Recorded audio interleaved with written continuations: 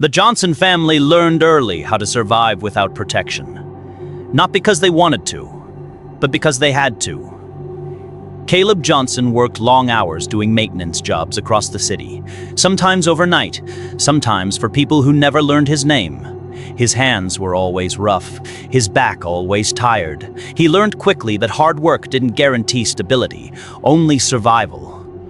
Ruth Johnson balanced 2 part-time jobs while raising their children. She woke before sunrise. She slept after midnight. And somehow, between exhaustion and responsibility, she still found time to pray over meals, fold laundry with music playing softly in the background, and make their house feel like a place of safety. They didn't complain. Complaining didn't change systems. Endurance did. Their home was modest, but it was full.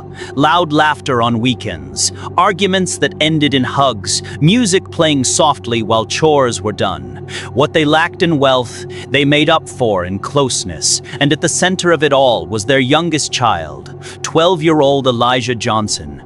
Elijah was curious in a quiet way, gentle without being fragile, observant beyond his years. He noticed things adults overlooked. The way voices changed when someone lied. The way people lingered too long in doorways. The way silence sometimes said more than words. Elijah listened more than he spoke. And when he trusted someone, he trusted deeply.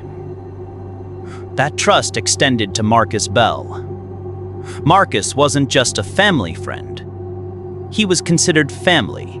He had known Ruth since her teenage years. He helped Caleb find work when jobs were scarce. He offered advice when life felt heavy. When people talked about Marcus, they used words like solid, reliable, and protective. In a community where authority figures came and went, Marcus stayed. That's what gave him power. Marcus knew when Caleb worked late. He knew when Ruth was exhausted. He knew which doors were unlocked, which fears went unspoken, and which silences could be exploited. He knew the family's rhythm. When Elijah needed help with schoolwork, Marcus offered guidance. When the family struggled financially, Marcus stepped in with small favors: gas money, groceries, a ride here, advice there. Each favor built a debt no one realized they were paying. Marcus never asked for anything directly. He didn't need to, because trust, once established, does the work for you. The night Elijah died, the Johnson home fell silent in a way it never had before. Police cars filled the street, blue lights reflected off windows, neighbors stood frozen on porches, unsure whether to step closer or stay back. Inside the house, Ruth collapsed. Caleb stood frozen, staring at a reality his mind refused to accept. Elijah was gone. There were no signs of forced entry. No broken locks, no shattered windows, just absence. Marcus arrived before some relatives did. He held Ruth while she cried, spoke calmly to officers, helped organize phone calls. To everyone watching, Marcus looked like the only person holding the family together. But grief can hide truth, and Marcus knew that. Detective Lena Hart was assigned the case. She had worked these neighborhoods long enough to recognize patterns others ignored. Families like the Johnsons didn't receive urgency. Their pain was often processed slowly, carefully, without pressure. But something about Marcus stood out. He spoke too smoothly. He volunteered information before being asked, positioned himself as essential. Detective Hart listened more than she talked. She noticed how Marcus answered questions meant for others, how he redirected conversations, how he gently but firmly corrected Ruth's memory. Power doesn't always shout, sometimes it whispers authority. As days passed, Marcus continued inserting himself into everything. He offered to handle paperwork. He advised the family on what to say and what not to say. He warned them not to cause problems. Caleb felt uneasy, but couldn't explain why. Ruth didn't want to doubt the one person helping them survive the worst moment of their lives. But Detective Hart kept watching. She reviewed phone records again. Marcus's timeline didn't align with his statements. Surveillance footage placed his car near the Johnson home at a time he claimed to be elsewhere. Witnesses remembered seeing his vehicle leaving the area late that night. No forced entry, only access. When Detective Hart spoke privately with Caleb, the truth finally had space to breathe. She asked one question: how did Marcus treat boundaries? Caleb hesitated. Then he spoke. He talked about moments that felt off, but were dismissed. How Marcus always knew too much.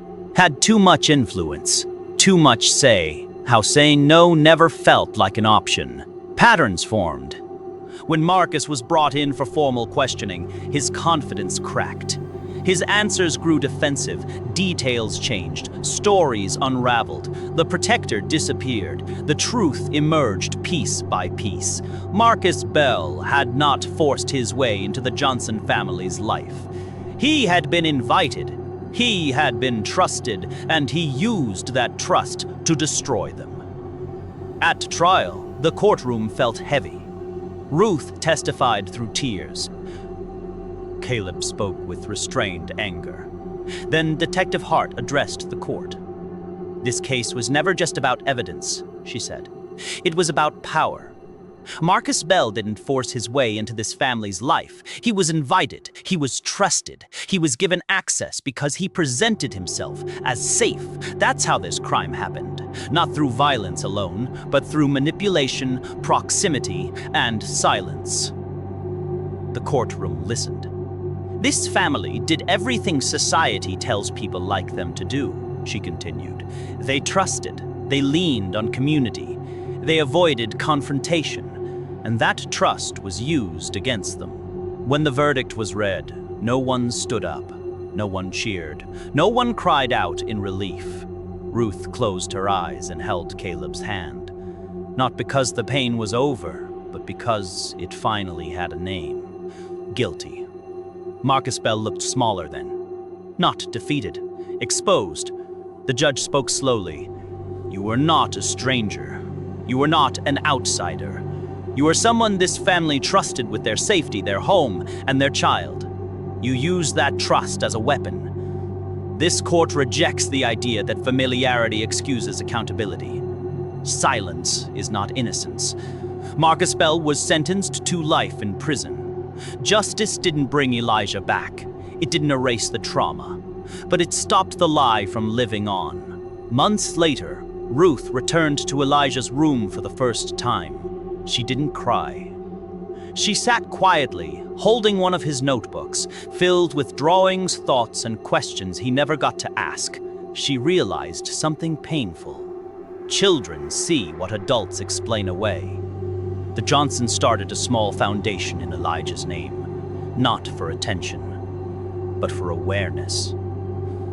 Marcus Bell would spend his life answering for what he did. But Elijah's name would live on answering a different call. To protect, to question, to speak. Because even when power hides behind familiarity, truth still finds the light. If this story moved you, stay with us. Subscribe to Cold Case Vault True Crime Channel, because truth deserves to be heard.